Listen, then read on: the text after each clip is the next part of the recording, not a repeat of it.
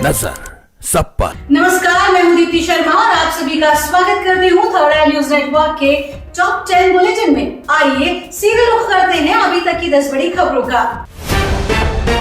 दिल्ली की Rouse Avenue court ने शुक्रवार को तिहाड़ जेल के अधीक्षक से दिल्ली के सीएम अरविंद केजरीवाल द्वारा दायर एक आवेदन पर जवाब मांगा, जिसमें अदालत के आदेश के बाद उनके लिए गठित मेडिकल बोर्ड के कंसल्टेशन के दौरान उनकी पत्नी सुनीता केजरीवाल को वर्चुअली उपस्थित रहने की अनुमति देने के निर्देश की मांग की गई। सुनवाई के दौरान जब ईडी के वकील ने केजरीवाल के आवेदन का जवाब देने का समय मांगा तो अदालत ने टिप्पणी की कि अगर केजरीवाल कुछ सुविधा चाहते हैं तो इसमें ईडी की कोई भूमिका नहीं है। कोर्ट ने यह भी कहा कि दिल्ली के सीएम अरविंद केजरीवाल ईडी की हिरासत में नहीं है।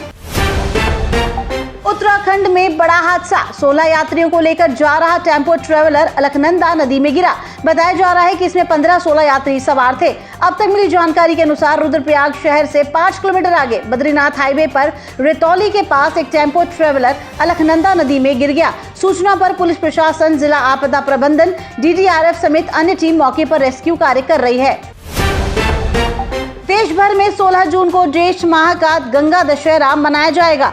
इस दिन गंगा स्नान करने का विशेष महत्व होता है। इसीलिए उत्तर प्रदेश के हापुड़ जनपद के गढ़मुक्तेश्वर क्षेत्र स्थित ब्रज घाट पर लाखों की संख्या में श्रद्धालु स्नान करने पहुंचेंगे। मेले में आने वाले श्रद्धालुओं की सुरक्षा और जाम से बचने के लिए हापुड़ जिला प्रशासन ने रूट डायवर्जन प्लान बनाया है। दिल्ली लखनऊ हाईवे पर जनपद में 15 जून की दोपहर 12 बजे से 17 जून को रात 12 बजे तक भारी वाहनों का रूट डायवर्जन रहेगा।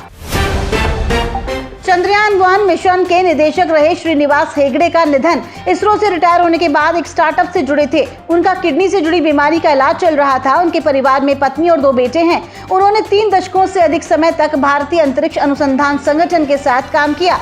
इस दौरान वो अंतरिक्ष एजेंसी द्वारा किए गए कई ऐतिहासिक मिशनों से जुड़े रहे और उनमें से उल्लेखनीय 2008 में लॉन्च किया गया था चंद्रयान-1। ये भारत का पहला चंद्र मिशन था जिसने चंद्रमा पर पानी के अणुओं की अभूतपूर्व खोज की थी। सेनावृत्ति के बाद वो बेंगलुरु स्थित स्टार्टअप टीम इंडन से जुड़े थे। छत्तीसगढ़ के अबूझमाड़ में सुरक्षा बलों के साथ मुठभेड़ में कुल 8 माओवादी मारे गए हैं। एक जवान भी ड्यूटी के दौरान शहीद हो गया, जबकि 2 घायल हैं। आज सुबह अबूझमाड़ के जंगल में उस समय मुठभेड़ शुरू हो गई जब 4 जिलों नारायणपुर, कांकेर, दंतेवाड़ा और कोंडा गांव के सुरक्षा कर्मियों की एक संयुक्त टीम नक्सल विरोधी अभियान पर निकली थी।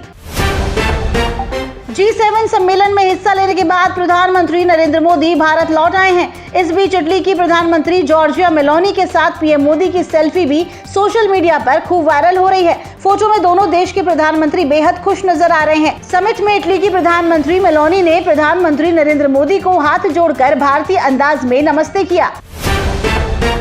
क्यूबा अपनी टूरिज्म, कल्चर, वास्तुकला और कई ऐतिहासिक स्मारकों के लिए मशहूर है, लेकिन अब इस देश के इर्द गिर्द कोल्ड वॉर का खतरा मंडराने लगा है। अमेरिका से महज 120 किलोमीटर दूर रूसी जंगी पोत और परमाणु पनडुब्बी नजर आया है। बुधवार को राष्ट्रपति व्लादिमीर पुतिन का बेशकीमती जंगी पोत गोशर्वकोवा क्यूबा पहुंचा। गोशर्वकोव रूसी बेड़े के सबसे आधुनिक जहाजों में से एक है, जो 6000 मील प्रति घंटे से ज्यादा की रफ्तार से हाइपरसोनिक मिसाइल दागने में सक्षम है। पूर्व भारतीय कप्तान अनिल कुंबले ने गौतम गंभीर का समर्थन करते हुए कहा कि KKR के मेंटर राहुल द्रविड़ की जगह लेने और भारतीय क्रिकेट टीम के मुख्य कोच के रूप में सफलता पाने में निश्चित रूप से सक्षम है। BCCI ने T20 विश्व कप 2024 के साथ राहुल द्रविड़ का कार्यकाल समाप्त हो जाएगा। BCCI ने भी टूर्नामेंट की शुरुआत से पहले ही नए कोच की तलाश शुरू कर दी थी। टीम इंडिया के अगले मुख्य कोच के लिए गंभीर का नाम सबसे आगे चल रहा है। इस बीच कुंबले ने पूर्व सलामी बल्लेबाज का समर्थन करते हुए BCCI से उन्हें समय देने की मांग की है।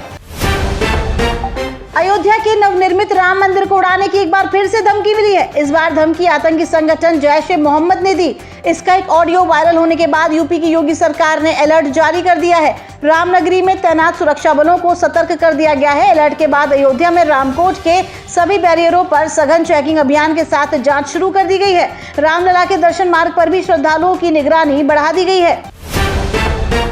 सर्राफा व्यापारी पृथ्वीराज सारेमल कोठारी ने शिल्पा और राज पर लगाया गोल्ड स्कीम में धोखाधड़ी करने का आरोप। उनके खिलाफ कार्रवाई की मांग करते हुए कोठारी ने मुंबई सेशन कोर्ट का रुख किया है। कोठारी ने आरोप लगाया कि शिल्पा और राज ने अपनी कंपनी के तहत एक योजना बनाई और व्यापारियों को सोने के निवेश पर आकर्षक रिटर्न का वादा करते हुए इसमें निवेश करने के लिए कहा।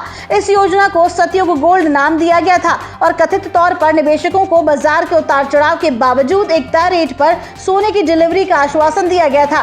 कोठारी ने दावा किया कि उन्होंने इसमें निवेश किया था, लेकिन 2 अप्रैल 2019 को मैच्योरिटी डेट तक पहुंचने पर उन्हें वायदे के अनुसार सोना नहीं मिला।